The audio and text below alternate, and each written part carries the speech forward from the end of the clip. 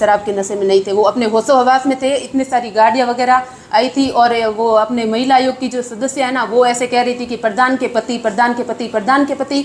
आप क्या, किस दिशा में, आपको क्या पता है? वो 15 सालों से जनप्रतिनिधि है, वो अपने क्षेत्र के सेवा में जुड़े हैं, क्या प्रधानपति?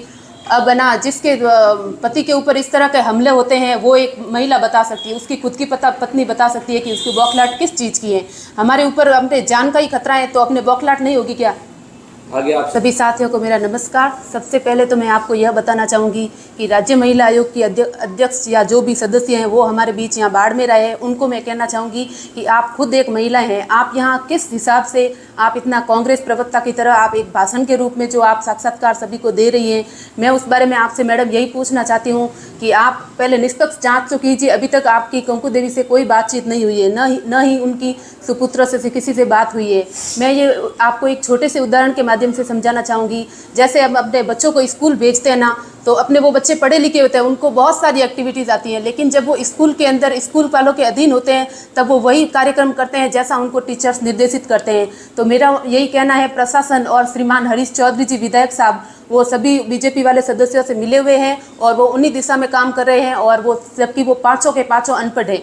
तो आप समझ सकते हो कि वो किस तरह से बयान दे रहे हैं। उनके ऊपर बहुत प्रेशर है, उनके घर वालों के ऊपर भी प्रेशर है। क्या क्यों न लगाए आरोप? वहाँ पर जो उस होटल में जो मामला हुआ था उसमें आप सभी देख सकते हैं, हरीश चौधरी ने अपने ऐसे अंगुलियों के इशारे पर अपने कार्यकर्ताओं को, जो उसके सबसे निजी कार्यकर्ता हैं, चेतन मेघवाल हैं, लक्ष्मण गोदारा हैं, उन सभी को ऐसे निर्देश दे रहे थे जैसे ये मामला जल्दी से जल्दी कब और ज़्यादा उलझे, ताकि जो कल जो मीटिंग अपने आने वाली है ममता कुमारी जी सदस्य, उनके सामने इस तरह का माहौल बना दे ताकि वो कुछ खास रिपोर्ट न दे पाए। उनके पुत्र से मिलने से जस्ट पहले ही ये घटना हुई है। हरीश चौधरी आरोप प्रत्यारोप ऐसा है कि हमारे भी श्रीमान जी कैलाश चौधरी जी, वो भी एक तरह से अपनी बात रख रहे हैं। अब पूरी पार्टी का विषय हो गया है और अब पहले तो यह सिर्फ पाटौदी क्षेत्र का मामला था, अब ये पूरे बाड़मेर प्रदेश की अपने जो बीजेपी के सभी कार्यकर्ता हैं वो सभी इसी संबंध में लगे हुए हैं, ताकि जल्द से जल्द वो उस दिन की जो घटना हुई उस बारे में न्याय मिले। अभी तक उस शनिवार की घटना है, आपको बता दूं, अभी तक पुलिस प्रशासन ने कोई भी कार्रवाई नहीं है। मेरे पति के साथ ज्यादती हुई है, उनके साथ धक्का मुक्की हुई है, आप उसमें आप अनुमान लगा सकते हो वीडियो देखकर। दर्ज करवाई जसवाल थाने में, लेकिन उस पर कार्रवाई 1% नहीं है। सभी से और पुलिस प्रशासन सभी से यही कहना चाहती हूँ कि लोकतंत्र में उनको अधिकार है कि वो स्वतंत्र रूप से अपना मत दे। जैसे उन्होंने 2.5 साल पहले मुझे मत देकर उन्होंने जिताया, उन्होंने ही मुझे बीजेपी के अपने परिवार में शामिल किया। अब जब वही मंडल सदस्य सब कह रहे हैं तो आप स्वतंत्र हो जाइए। यहाँ पाटौदी क्षेत्र में आपका कहीं भी कोई हमें दिख नहीं रहा है, तो मेरा तो यही मानना है कि वो स्वतंत्र रूप से मत दे, चाहे वो किसी को भी दे, कुछ भी कहे। मेरा तो यही कहना है, आप लोकतंत्र में हो, सभी को संविधान ने ये अधिकार दे रखा है। और आप जो कानून की वगैरह वो भाषा बोल रहे हैं ना, तो एक्ट में ये भी प्रावधान है, ये जो अविश्वास प्रस्ताव आता है उसको हम सदस्यों को विश्वास में लाने के लिए वर्तमान प्रधान एक मीटिंग भी रख सकती है। तो इसके संबंध में भी मैंने वर्तमान विकास अधिकारी उकाराम पटेल को और शिवलाल जी जाट को CSR से भी बात की, लेकिन उनके ऊपर भी यह एक प्रशासन का प्रेशर है। आप चाहे कुछ भी कहो, हमारे वर्तमान MLA हरीश चौधरी जी हैं, वहाँ कई समय से, मैं जब से प्रधान बनी हूँ तब से उनका राजनीति का जो असर है वो मेरे ऊपर बहुत ही हावी हो रहा है। शुरू से ही मैंने 10-12 को कम से कम वीडियो देख लिए। कोई कार्यकाल में आते ही कुछ अपना काम शुरू करने से पहले उसका तबादला हो जाता है, विकास कार्य बिल्कुल नहीं है। अंदरूनी किसी भी तरीके से हाथ हो, क्योंकि वो भी बीजेपी के सदस्य हैं, आप देख सकते हो, हम भी बीजेपी वाले हैं। तो हम, मेरे पति के साथ इतनी निर्मम घटना उसने की है, तो हमारी जब कोई सुनवाई नहीं है तो वो बीजेपी वाले सदस्य कौन से हुए जिसके ऊपर इतना पुलिस प्रशासन उसकी दिशा में काम कर रही है, जैसे कोई उनके ही हो वो आदमी, वो भी तो बीजेपी के सदस्य हैं। हमने जसवाल पुलिस थाने बिल्कुल नहीं है सर, मैं कह रही हूँ पूरी पुलिस वाला, पूरे राजस्थान का पुलिस वाले सभी इसी दिशा में लगे हुए हैं कि इस प्रकरण को ज़्यादा से ज़्यादा गंभीर बनाए और बिना फालतू सुलझाने का कार्य कर रहे हैं पूरा पुलिस प्रशासन।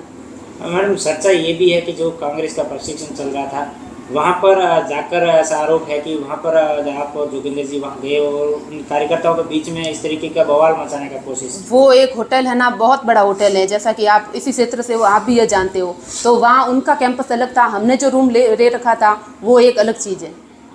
और प्रशिक्षण का भी समय होता है, वो रात को 10 बजे की घटना है। शराब के नशे में नहीं थे, वो अपने होशो हवास में थे। इतनी सारी गाड़ियाँ वगैरह आई थी और वो अपने महिला आयोग की जो सदस्य है ना, वो ऐसे कह रही थी कि प्रधान के पति, प्रधान के पति, प्रधान के पति। आप क्या, किस दिशा में, आपको क्या पता है? वो 15 सालों से जनप्रतिनिधि है, वो अपने क्षेत्र के सेवा में जुड़े हैं, क्या प्रधानपति? अब ना जिसके पति के ऊपर इस तरह के हमले होते हैं वो एक महिला बता सकती है, उसकी खुद की पत्नी बता सकती है कि उसकी बौखलाहट किस चीज़ की है। हमारे ऊपर अपने जान का ही खतरा है तो अपने बौखलाहट नहीं होगी क्या? आगे आप सरकार से क्या मांग करते हैं? सरकार से मैं यही कहना चाहती हूँ कि वो लोकतंत्र में ये सबको अधिकार है, वो स्वतंत्र रूप से मत दे और जिनको देना चाहे वो मत दे, लेकिन इस पर कार्रवाई होना बहुत ज़रूरी है। मेरे पति को उनको जान को खतरा है, उनके साथ बहुत ही निंदनीय घटना हुई है, ये इसलिए हम रुकेंगे नहीं। आपने एक पूरे राजस्थान के पुलिस प्रशासन से कि ये जो घटना हुई है मेरे पति के साथ या कोई भी आम आदमी हो, ये सभी को बहुत ही निंदनीय घटना है, इसके ऊपर जल्द से जल्द कार्रवाई होनी चाहिए। ये कोई राजनीति का विषय नहीं है, यह अन्याय है बिल्कुल। आप जो सरासर देख रहे हो वीडियो के माध्यम से, आप चाहे किसी भी प्रकार से देखो, राजस्थान में पुलिस मतलब एक तरह से इतना मतलब घिनौना काम कर रही है जो एक बहुत ही आम आदमी के लिए अगर सोचे तो बहुत असंवेदनशील घटना है।